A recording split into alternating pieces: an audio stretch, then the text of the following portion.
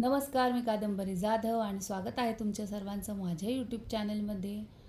आपण भगवद्गीतेतील श्लोकांचा अभ्यास करत होतो. अर्जुन विषाद योग आपला पूर्ण झालेला आहे. सांख्य योगमधील आपले 12 श्लोक पूर्ण झालेले आहेत. तर आज आपण पाहणार आहोत 13वा श्लोक. तर सुरू करूयात. राधे राधे म्हणून. देहिनः अस्मिन् यथा देहे कौमारं यौवनं जरा तथा देह अंतर प्राप्तीही धीरहा तत्र न मुह्यती. म्हणजे ज्याप्रमाणे देहधारी आत्मा अविरतपणे या देहात बालपणापासून तारुण्यात आणि तारुण्यातून वार्धक्यात जात असतो, त्याप्रमाणे मृत्यूनंतर जीवात्मा दुसऱ्या देहामध्ये प्रवेश करतो. अशा स्थित्यंतरामुळे धीर मनुष्य गोंधळून जात नाही. प्रत्येक जीव म्हणजे स्वतंत्र देहधारी आत्मा असल्यामुळे प्रत्येक क्षणी त्याच्या शरीरामध्ये स्थित्यंतर होत असते. या स्थित्यंतरामुळे तो कधी बालकाप्रमाणे, कधी तरुणाप्रमाणे, तर कधी वृद्धाप्रमाणे दिसून येतो. असे असले तरी त्याच्यामध्ये जो जीवात्मा आहे त्याच्यामध्ये कोणतेही स्थित्यंतर घडून येत नाही. अंततः हाच जीवात्मा मृत्यूनंतर शरीर त्यागतो आणि दुसऱ्या शरीरात स्थानांतरित होतो.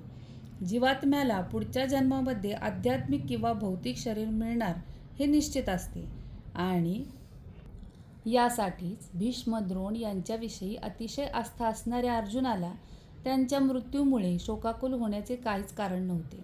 उलट ते वृद्ध शरीरातून नवीन शरीरात स्थानांतर करून नवतारुण्य प्राप्त करीत असल्यामुळे अर्जुनाने आनंदित व्हायला हवे होते असे श्रीकृष्णांना वाटते.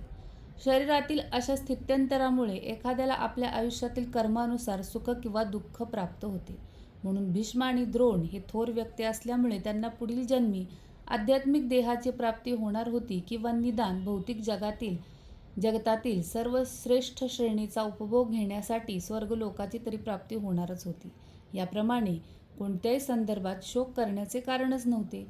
ज्या मनुष्याला जीवाची मूळ स्थिती परमात्मा आणि आध्यात्मिक तसेच भौतिक प्रकृतीचेही परिपूर्ण ज्ञान असते त्या मनुष्याला धीर किंवा ज्ञानी मनुष्य असे म्हणतात. असा मनुष्य शरीराच्या स्थित्यंतरामुळे कधीच गोंधळून जात नाही. जीवात्म्याचा एकात्मवाद हा मायावादी सिद्धांत मान्य करता येत नाही, कारण जीवात्म्याचे तुकडे करता येत नाहीत. अशा प्रकारे जीवात्म्याचे विभाजन झाले असते तर परमात्माही विभाजनीय झाला असता. पण यामुळे परमात्मा हा अपरिवर्तनीय आहे या सिद्धांताचे उल्लंघन झाले असते. तथापि गीतेमध्ये निश्चितपणे सांगितल्याप्रमाणे परमात्म्याचे अंश नित्य अस्तित्वात असतात. त्यांना सनातन किंवा क्षर म्हटले जाते, कारण त्यांच्यामध्ये भौतिक प्रकृतीत पतन होण्याची प्रवृत्तीही असते. हे अंशात्मक जीव नित्य अंशात्मकच राहतात आणि मुक्तीनंतरही ते अंशच राहतात. पण मोक्षप्राप्तीनंतर जीवात्मा हा भगवंतासोबत ज्ञान आणि आनंदमयी असे शाश्वत जीवन जगतो. प्रत्येक व्यक्तिगत शरीरात स्थित असलेल्या परमात्म्याला प्रतिबिंबाचा सिद्धांत लागू करता येतो. तो जीवात्म्याहून भिन्न असतो. जेव्हा आकाशाचे प्रतिबिंब पाण्यात पडते तेव्हा त्या प्रतिबिंबामध्ये सूर्य, चंद्र आणि तारे दिसून येतात. तारकांची तुलना जीवात्म्यांशी करता येते, तर चंद्र किंवा सूर्याची तुलना परमेश्वराशी करता येते. वैयक्तिक स्वतंत्र जीवाचे प्रतिनिधित्व अर्जुनाने केलेले आहे, तर परमात्मा स्वतंत्र भगवान श्रीकृष्ण आहेत.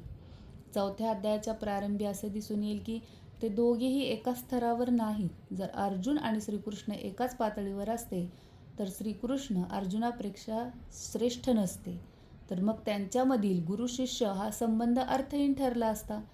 जर दोघेही मोहित होणारे असते तर त्यांच्यातील एकाने शिष्य आणि दुसऱ्याने गुरु होण्याची काहीच आवश्यकता नव्हती. असा उपदेश निरुपयोगीच ठरला असता, कारण मायेच्या बंधनातील कोणताच मनुष्य प्रमाणित गुरु होऊ शकत नाही.